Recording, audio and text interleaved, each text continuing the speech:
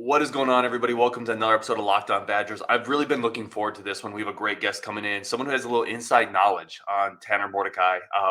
We're going to get into it now on Locked On Badgers, get some questions answered, and dig into this new quarterback a little bit more on Locked On Badgers. Let's go.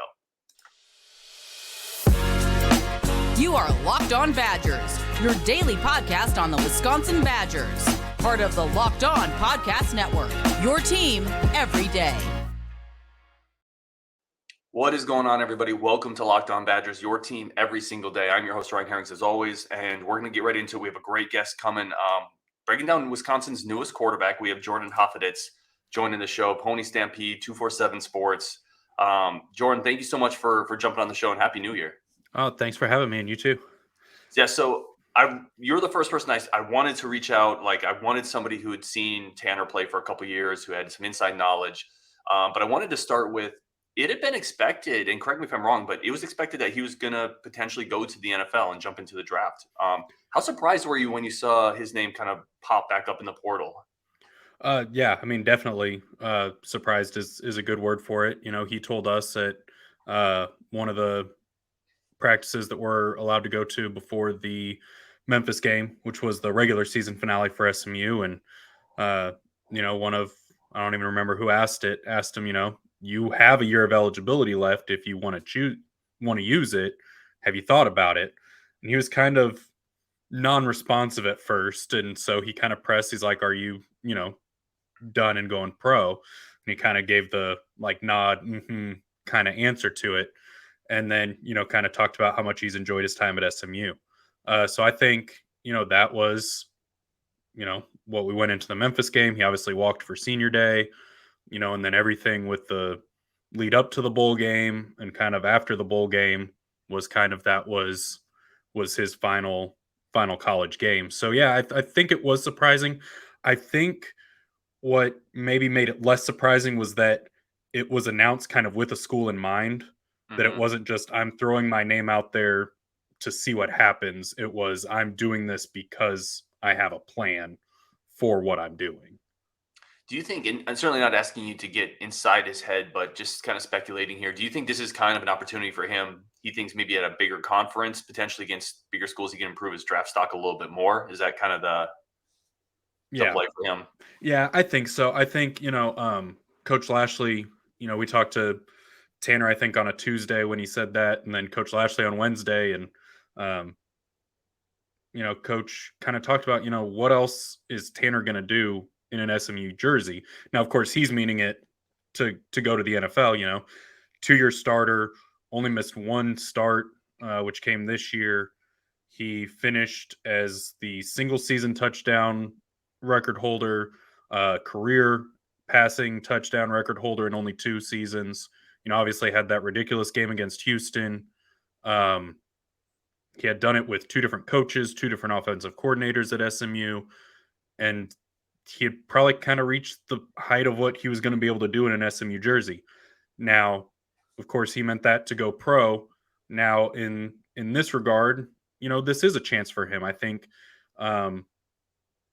there probably are still some questions about what he can do against upper level talent, which I think are fair. I think if there's one knock against him in his 2 years at SMU, it was that maybe he didn't show up quite as much in big games against elite teams. And this is a chance, maybe, I don't want to knock anybody at SMU, and certainly not when you had the nation's leading receiver, but, maybe a better supporting cast around him to do it with. I think it's a big opportunity for him. Yeah, and just to be clear, you're talking about Rice, the receiver, correct? Yeah, we can't also get him, right? Like he is. No, he is declared. He's Senior Bowl offered and accepted. He's Combine offered and accepted. He's next level now. He's awesome. No, the film, when you watch, you can't watch the film with Tanner and not see Rice pop out everywhere. Let's go back to Tanner here. One of the questions from our Discord, ZB, actually Kyle says, what is Tanner's best attribute? What is the number one thing he brings to the table? I think, and it came in both good and bad ways this year, I think he's just tough. He's a competitor. He's going to gut through everything. I mean, what he uh, came out later that he broke a couple ribs on a hit early in the TCU game. I think he missed 2 plays. Um, had almost the same injury. I don't think they were broken, but to the other side during the Memphis game, and missed one drive. And the only reason he didn't come back in mid drive was uh, because Lashley was calling plays and they started inside the 5, I think, and they were moving the ball and about to score, and he didn't want to mess with the rhythm of things. But he battled through a lot. He gets hit, he pops right back up. He doesn't want to lose. And I think there's a little bit of that, maybe hates to lose more than loves to win kind of thing with him. And I think you see that on the field, and it gets him in trouble maybe here and there, but I think more often than not, you end up in the net positive because of what he's gutting through and kind of taking those chances and trying to win the game for you. Let's just keep it here. Obviously, huge, two big time years, right? Over 3,500 yards, 72 combined touchdowns.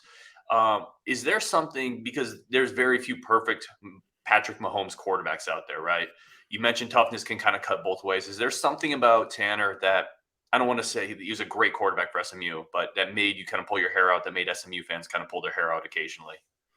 I think a couple things. I think some some decision making. I think in a sense of both uh, making some poor decisions passing the ball and also kind of getting maybe a little too locked on that first read.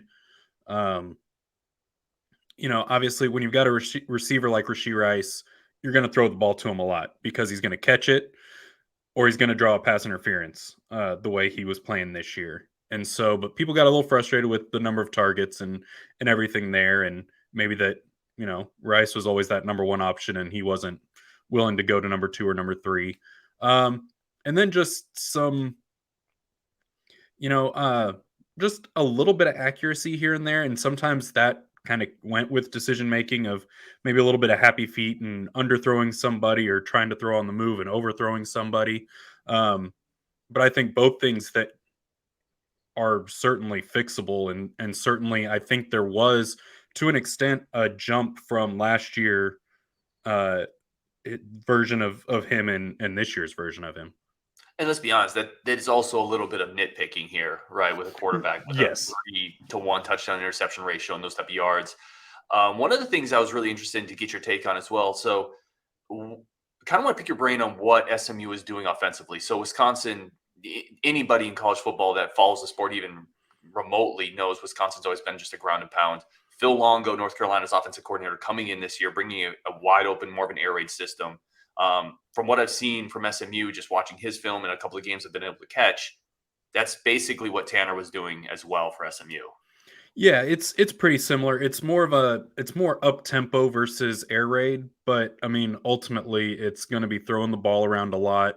Um, I think you saw it last year with the offensive system. Was a lot of kind of some screens and then a lot of mid-range stuff. This year with Lashley, they took a lot more chances deep. Really got to kind of show off his arm and the deep ball a little bit more.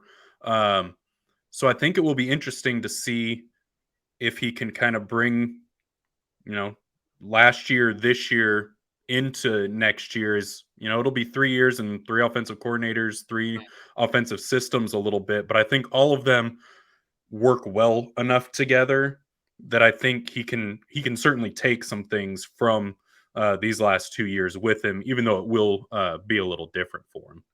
For sure. All right, we're going to take a very quick break, come back with Jordan. Another comment from one of our listeners and a couple more questions just in terms of what Tanner brings to the table. That's coming up next on Locked On Badgers. You're going to want to stick around for that. But first, today's show is brought to you by our good friends over at BetOnline. BetOnline has you covered this season with all your props, odds, and lines more than ever before. It's the place we go to.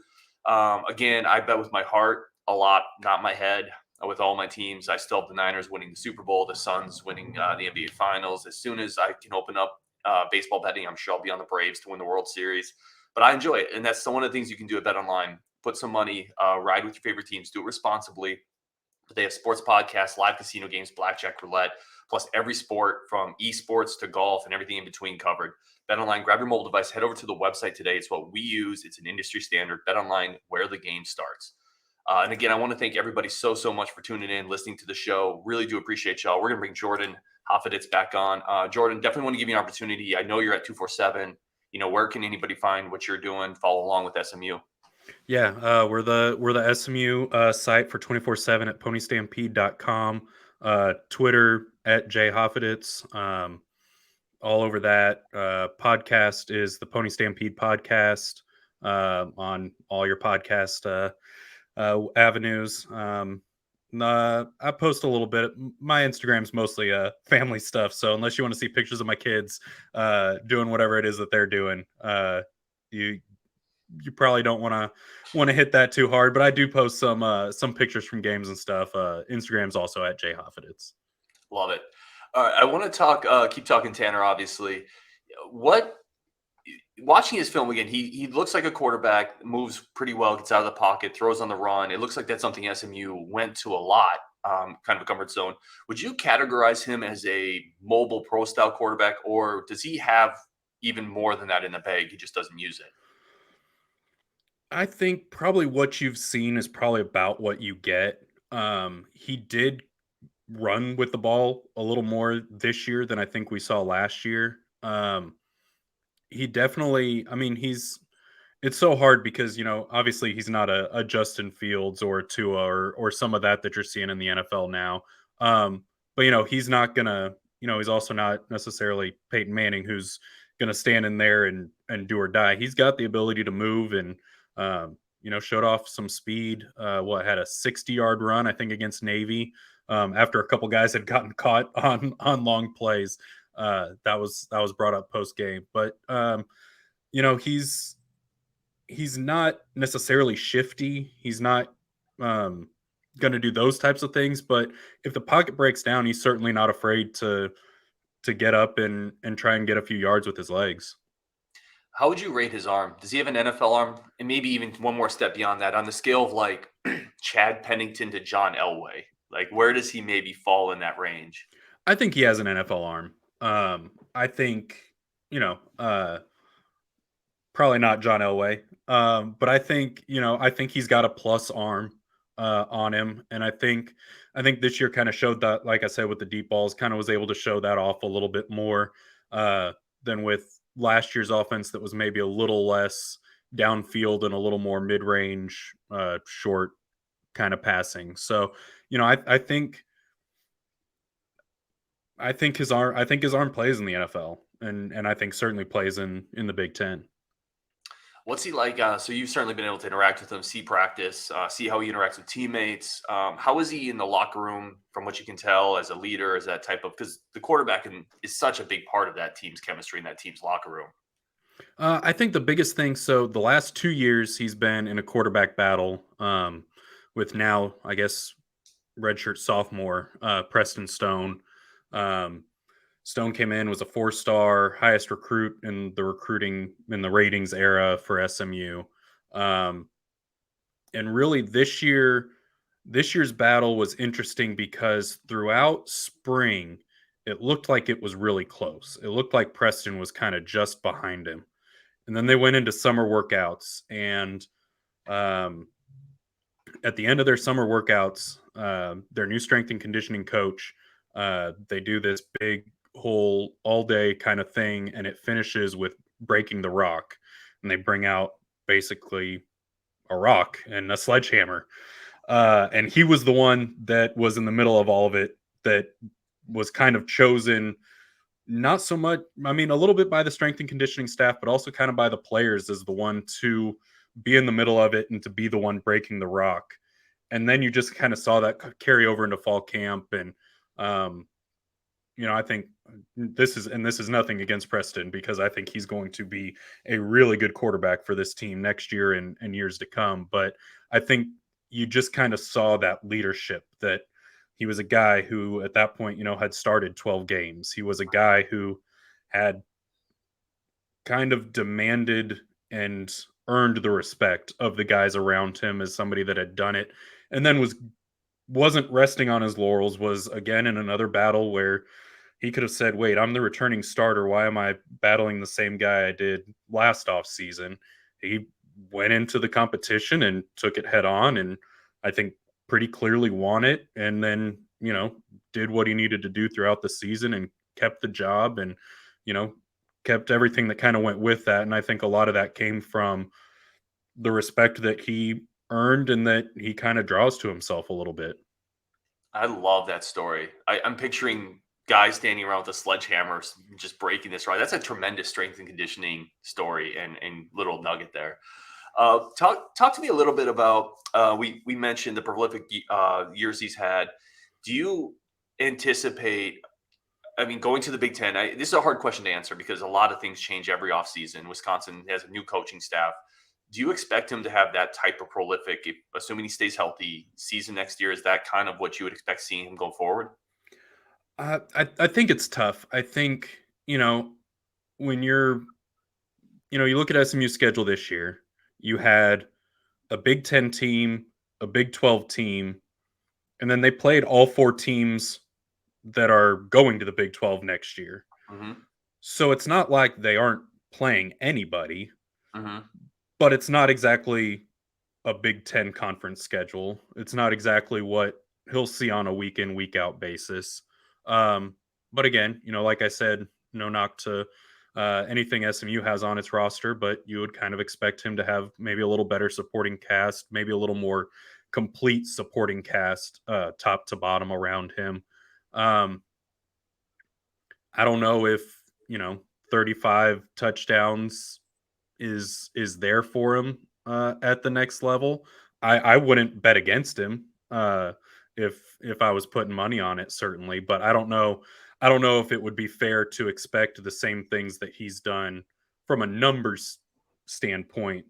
But again, it is that air raid offense, and it is, a new kind of offense for Wisconsin that is going to sling the ball around a bit more than has been traditionally done there, and that might open up that opportunity to reach those numbers again.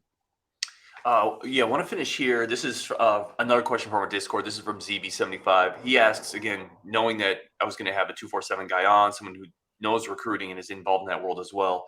Will Mordecai attract more attention from the portal? Is he the type of quarterback that other players are going to kind of take note of and maybe want to go play with him?